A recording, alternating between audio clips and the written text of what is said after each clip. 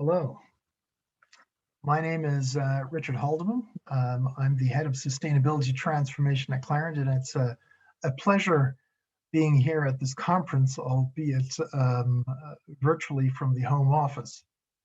Over the next 20 minutes or so, I will share with you some of the insights that we've been able to generate in gaining a competitive advantage with the circular economy here at Clariant.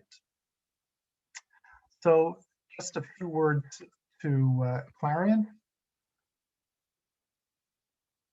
Clariant is a specialty chemicals company serving a very broad array of different industries, from personal care to home care industries to crop protection to the food industry to catalysts and additives for the plastics industry. We have over 9,000 different specialty chemicals that we're selling. And so if we're talking about the circular economy, then we're not only talking about making our chemicals circular or compatible with a circular economy, but enabling the products in which our chemicals go into to become circular. And so let's spend a little bit of time in looking at what circularity really means. So we don't view circularity in isolation. We see it as being one dimension of several key dimensions for sustainability that need to be taken into consideration. So circularity itself, obviously, would be for us to provide products that enable to reduce, reuse, and recycle materials. Now, if we're going to be doing this well, then we need to ensure that that leads to an overall lower carbon footprint across the whole product life cycle. And that addresses the sustainability lens of climate neutrality. And in order to be able to have products that are, or chemicals that are compatible with circularity, they need to be safe and sustainable by design. And what that means is that they are compatible with the recycling processes that they're going to be subjected to, or if they're going to then end up in the environment, such as with wash-off chemicals that you have in the personal care industry, they need to be fully biodegradable. And finally, in order to be a good circular solution, they should address the pollution areas so that the recycling itself or the reuse of the product is not generating any pollution in the process. So that means that either all of the components and all of the chemicals are fully recoverable in a quality that allows them to go back into the usage, or if any purification is required, then you need to take this purification process into consideration when designing the product for circularity, so that that purification process is very efficient, and also both from the cost perspective as well as from the impact perspective. So fundamentally, this means that circular products that are good address several dimensions of sustainability at the same time. Now, how do we make sure that we are actually looking at all of those different aspects when we're designing our products? So one of the aspects that we spent quite a lot of time on is to hardwire sustainability and also circularity in our so-called idea to market process, which is our innovation process that we have in Clariant. And we have made sure that at different times in the product development process, we are looking at all of these different dimensions: the toxicology of the product, the compatibility with the recycling process, and also other sustainability dimensions. And one of the insights that we've come across, or one of the insights that we've generated over the past few years, is that in order to take advantage of circularity, we cannot design products in isolation. It really requires a very strong focus on market trends and market needs in order to bring products successfully to the market. And I'll show an example later on what I mean by that. So next to hardwiring sustainability and circularity into our product development process, what we have also done to support the businesses in finding and implementing these opportunities is to create a core unit that we call sustainability transformation. And let me talk just a little bit about this unit. It's, on the one hand, it's the classical sustainability organization that you would expect with advocacy and public affairs, and that the sustainability affairs group, these would be typically the groups that you could find in a sustainability organization in another company, providing thought leadership and providing insights on the legislative trends that you see.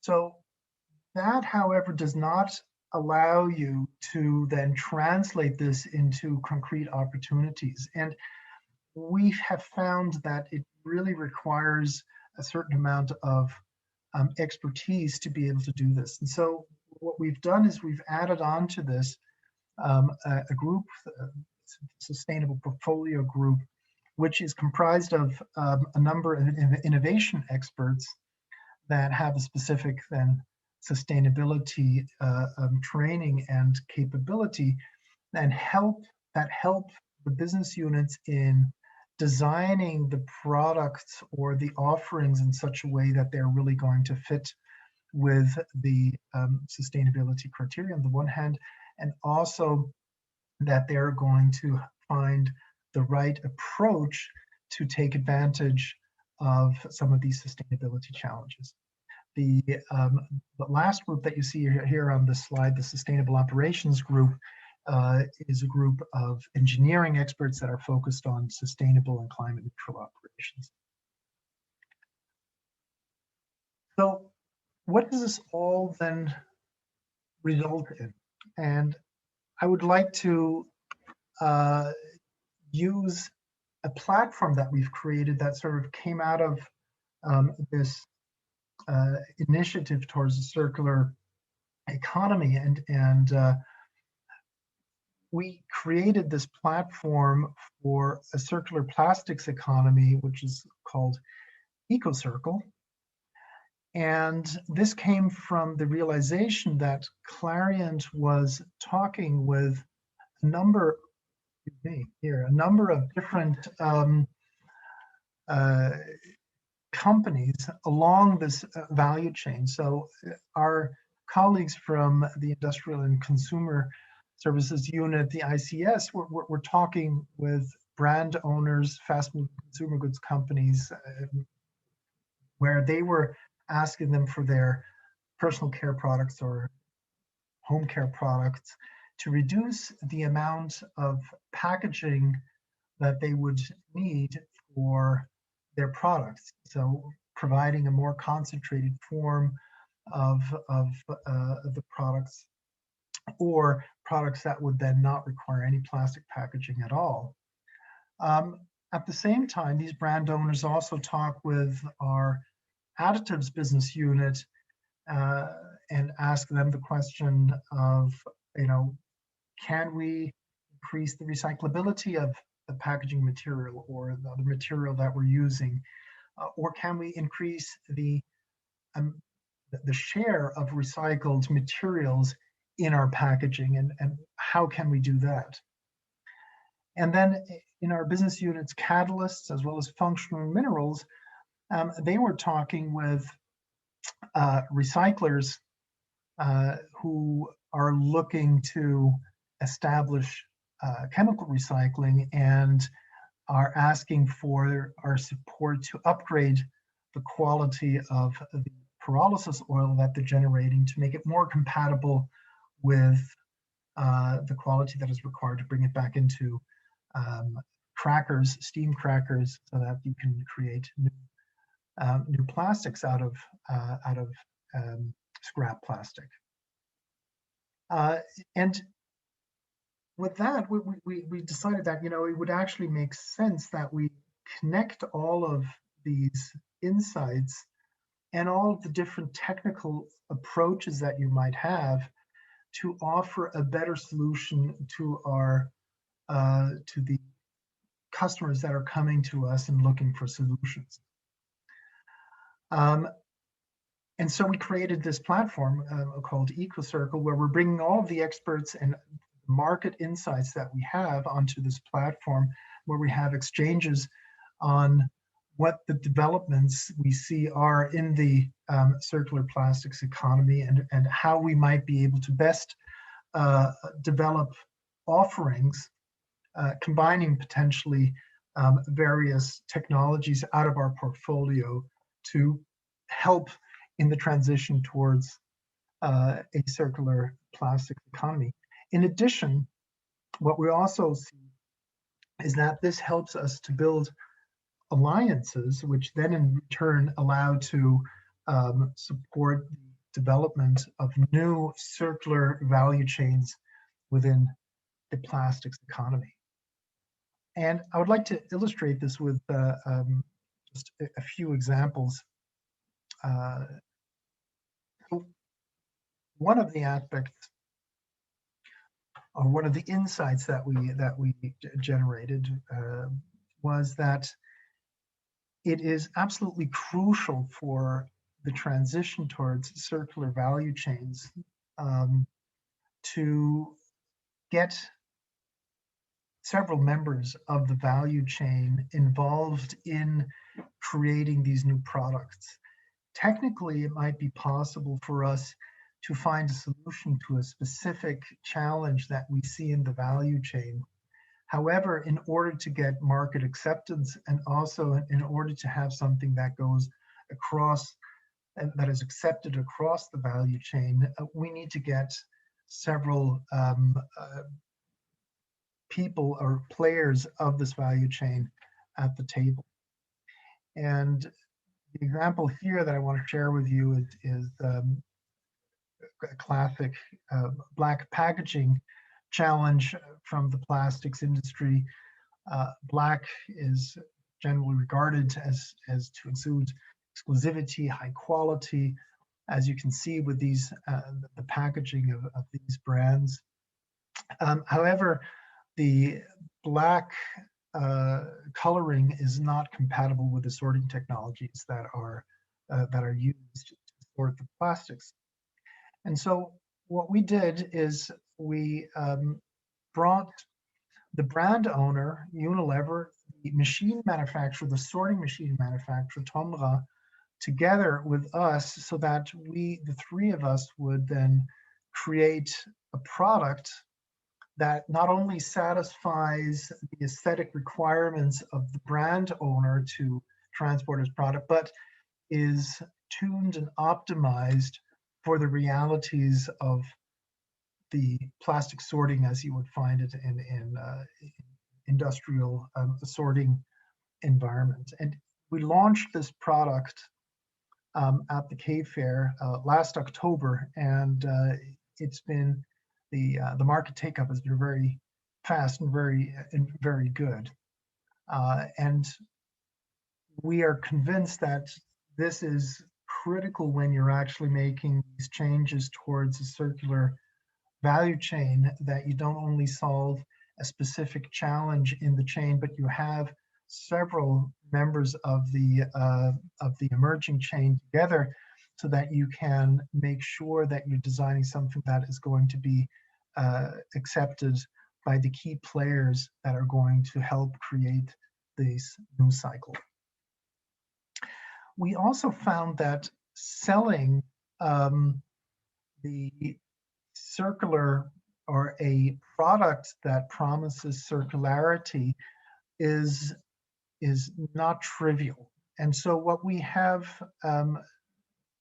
decided to do is to provide some support to the marketing and sales organization by creating a designator circle that has a set of specific criteria that need to be fulfilled in order to be able to use it. So we have here a guideline that the product developers need to then take into consideration and design their products for if they want to apply for this designator. And this information then provides the basis for the marketing group to help the sales organization then create their pitch towards the customer. So here the example that we have is for increasing the amount of post-industrial, in this case, post-industrial polyolefin recyclate into a polyolefin film production. And it allows to increase the amount of recyclate more than twofold into BOPP film production. And it's the first product that we then use this criteria and allow them to use the circle designator. So this brings me already to the conclusion and summary. From our experience, in order to gain advantage of the circular economy opportunities, it is critical to make sustainability, including circularity, a strategic imperative. If it is not part of the ongoing discussion within the business and is not getting the support, top management support that is required to align the organization towards circularity and getting everybody on board, it's not going to work. The second point is that you need to spend a significant amount of effort to enable the organization then to take advantage of it. And the way that we did it is, one, we anchored it into the development process. We find that it's not only enough to do that. We find that it's very helpful to have dedicated experts that are available to the business units to support in the realization of these sustainability-driven and circularity-driven opportunities. And then we found it to be helpful to have cross-business unit platforms that allow to exchange experience and to learn from each other, both from on the technology front, but equally important also on the marketing front of how you can actually get adoption of these circular solutions in the industry. And then finally, we think that it's critical to foster a culture of value chain co-creation on the one hand, and then also taking these insights to create a easily understandable and easily usable marketing communication for the sales organization to get the success and realize the potential of these circular opportunities. So that brings me to the end of this presentation. I very much look forward to your questions and to talking with you afterwards in the Q&A session.